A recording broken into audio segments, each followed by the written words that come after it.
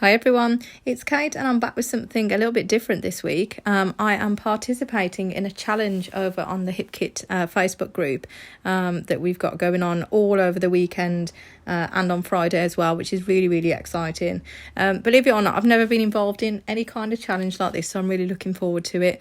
I've also never been to a crop, which I think I'm probably missing out, given that we've got the COVID situation going on at the moment. Is probably not likely, but what a good idea to do this as an online thing instead, so that we can all get involved. So I'm really, really excited about that. My challenge is on Sunday the 29th of November, so if you've made it that far, well done. I'm sure there was lots of challenges by lots of lovely talented ladies before me. So I think mine is number 17, and the prompt for my challenge is going to be paper scraps. So I picked paper scraps because I'm nearing the end of my October kit now. I've absolutely used this on lots and lots of layouts.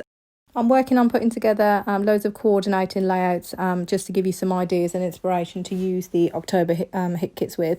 So what I'm going to do every month now on my YouTube channel, I'm going to do a monthly sort of inspiration video. I have got one live already for September if you want to go and have a look at that, where I just put together all my layouts that I've used just to give you some inspiration all in one place.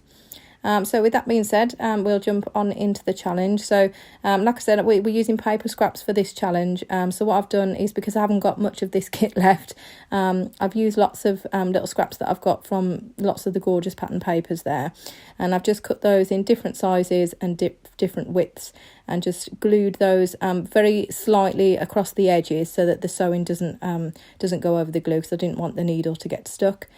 So I've just glued those down. I've left a couple of spaces because we're going to go back in a minute and put some acrylic paint there as well. So I'll come back to you when we do that.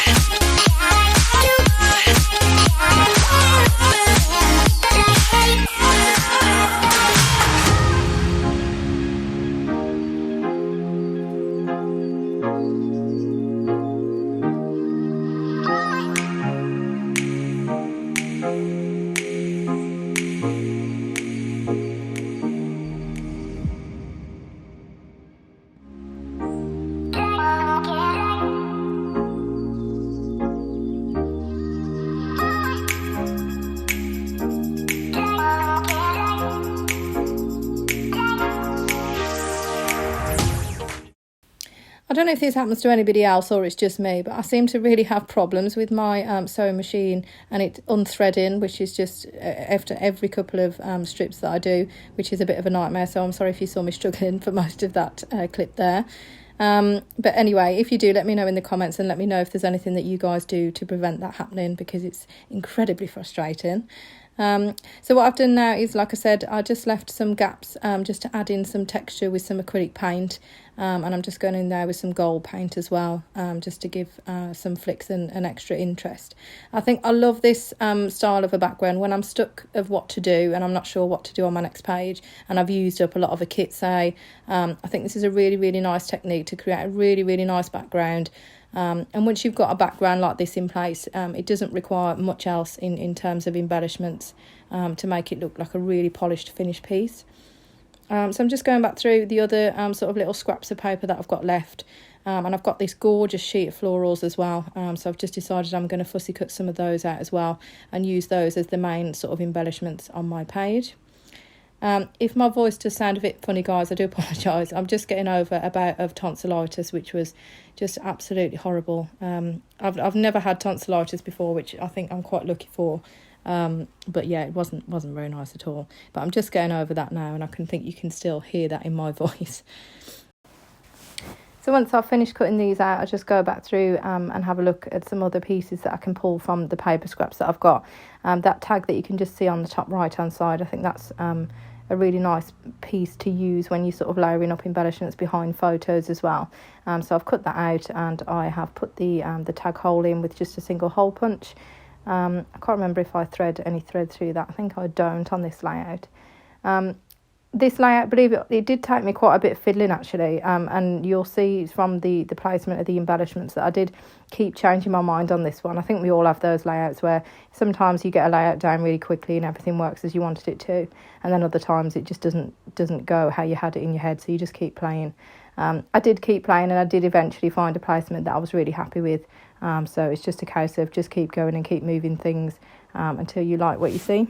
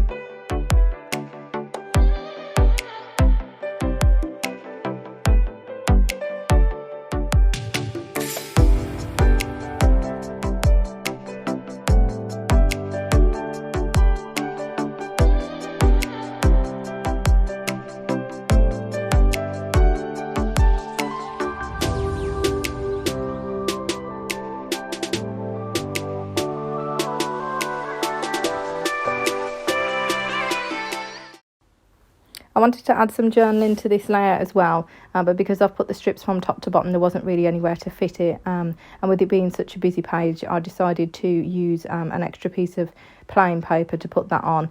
I actually cut this is one of the tags. It's got a really nice graph pattern on it, and I just cut the top of the tag off and wrote it on there with my black pen, and then I'll sort of nestle that in between the embellishments. I picked, like you saw me fiddling with the embellishments over and over again. I'm still not happy with the placement, so I think I'll still make some changes to it. That sweater weather sign I was adamant that I wanted to use, because it's a really nice colour and really picks up the blues quite nicely.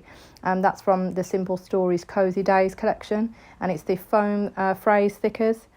There's some other sort of cut apart pieces that I've got with the tiny leaves. That's on a full 12 by 12 sheet of tiny little embellishments, so I use that for that. You'll see the houses on the top right hand side there in an embellishment pack. I'm sure it's by Pebbles, and it's Jen Hadfield. the Avenue collection, as well as that gold butterfly as well. I didn't end up using some of these florals that you can see me messing with there, but I did end up using those gorgeous little squirrels that are looking at each other, because that was the one embellishment that I just thought I need to use that no matter what happens, and I managed to fit him on the page quite nicely. They're from Simple Stories, the Cozy Days collection as well, and there's a big pack of chipboard stickers in that set, so that's where I got those from. The Hello that I'm just gluing on there, that is from... There's another Puffy Phrase thicker set, again by Pebbles, Jen Hadfield. So I just used the word hello and then the sweater weather tag that we'd already got on the page as the sort of title as well. So again, I'm still just playing around just to make sure that I'm happy with where everything sits. And I think other than that, I just add the date stamp and some extra pieces that you can see me using there. I think they're from Jen Hadfield as well. And that is pretty much it. So thank you very, very much, guys, for tuning into my challenge. I can't wait to see what you guys do, and I'm really, really excited as this is my first challenge. Please leave me a comment below. I'd love to hear from you. And I'd love to see you over. I've got some more inspiration on my Instagram, which I've had to rebuild a new one, sadly, after losing my old one, which I was really upset about. But my new handle, I'll leave it in the comments, but it's at Adore and More Create. And I hope you have a wonderful day scrapping, guys. And thank you very much. I'll speak to you soon. Bye.